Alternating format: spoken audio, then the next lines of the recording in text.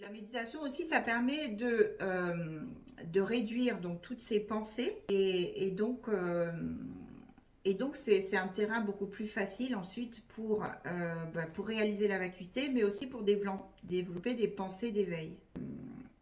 Dilgo Khyentse Rinpoche, il dit que même on peut arriver à traverser une foule de personnes sans être distrait et emporté par le regard de l'un, le regard de l'autre, ou emporté par le désir de l'un, le non-désir de l'autre, ou emporté par la colère ou la jalousie, par aucune émotion en fait. On peut se concentrer dans une foule aussi.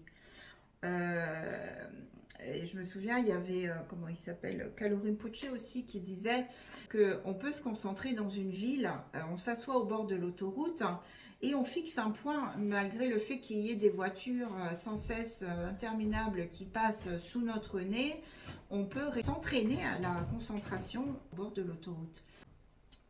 Voilà, on peut, quand on est en ville, fixer un point comme, je sais pas, un feu rouge pendant quelques secondes. Et ça, on a fait de la concentration, on a fait de la méditation et on ne s'est pas agité dans tous les sens. On a évité des agitations mentales, en fait, des créations mentales. C'est ça qu'il faut. Et à force de maîtriser donc son mental, de maîtriser ses pensées, son esprit, les émotions vont être maîtrisées naturellement aussi. La félicité, c'est vraiment une joie paisible. Alors que le bonheur d'un être ordinaire, parce qu'il voit un ami qu'il n'a pas vu depuis longtemps, il y a une joie et c'est une joie intérieure, mais en fait, c'est comme un bouillonnement. C'est pas vraiment un bonheur en fait. Même la joie des êtres ordinaires, c'est pas vraiment des bonheurs. C'est comme un bouillonnement, une excitation qui va retomber forcément ensuite. Et cette excitation, c'est pas ça le bonheur en fait, c'est pas la félicité des Bouddhas. Alors, par exemple aussi, quand on a froid, alors on se dit, oh là là, il fait froid. Alors, cette pensée qui nous dit qu'il fait froid, où est-ce qu'elle se trouve? Est-ce qu'elle se trouve dans notre peau? Est-ce qu'elle est dans nos os? Est-ce qu'elle est dans nos nerfs? Est-ce qu'elle est dans notre cœur, dans notre cerveau, dans notre foie? Où est-ce qu'elle se situe? Euh, Et si on pense qu'il y a quelque chose quelque part qui nous dit qu'il fait froid, eh bien cette chose, est-ce qu'elle a une forme? Est-ce qu'elle est carrée, ronde, triangulaire? Est-ce qu'elle a une couleur? Est-ce qu'elle est rouge, bleue, verte, ou alors est-ce qu'elle est arc-en-ciel? Est-ce qu'elle est apparue soudain de la conjonction de divers éléments? Donc on cherche et on aura beau regarder autant qu'on veut, essayer de montrer du doigt, mais on va rien trouver en fait, puisque la pensée elle est vide par nature. Quand un arc-en-ciel apparaît dans le ciel, on va voir ces belles couleurs de façon nette, mais pour autant, on va pas pouvoir le saisir.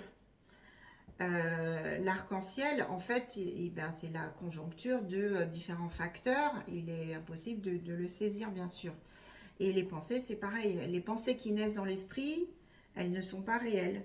Elles ne sont pas consistantes. Elles ne sont pas matérielles. Et donc, aucune raison logique pour que les pensées, qui sont insubstantielles, aient tant de pouvoir sur nous. C'est ça l'illusion. C'est le fait d'accorder une existence à quelque chose qui n'existe pas. C'est ça la vacuité de l'esprit. En fait, la clarté et la vacuité sont inséparablement unies dans la vraie nature de l'esprit, laquelle va dépasser les concepts d'existence et de non-existence. Donc là, je vous ai donné matière à méditer.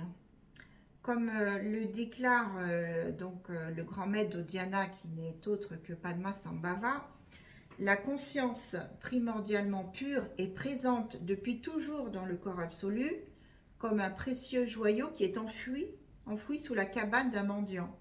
C'est parce qu'on ne la reconnaît pas qu'a lieu l'erreur du samsara. Donc il faut la reconnaître.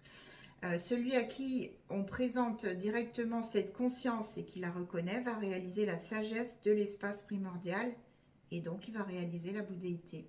Et donc Mathieu Ricard, je ne sais plus à quelle occasion, il disait, et j'aime beaucoup ça, que en fait nous ne sommes pas nos pensées. Il faut essayer de trouver qui nous sommes par l'intermédiaire donc de la méditation.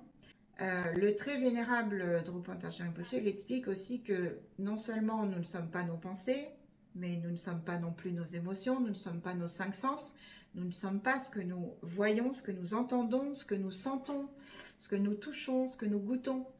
Alors, qui sommes-nous? Eh bien, c'est ça qu'il faut méditer, chacun doit le trouver.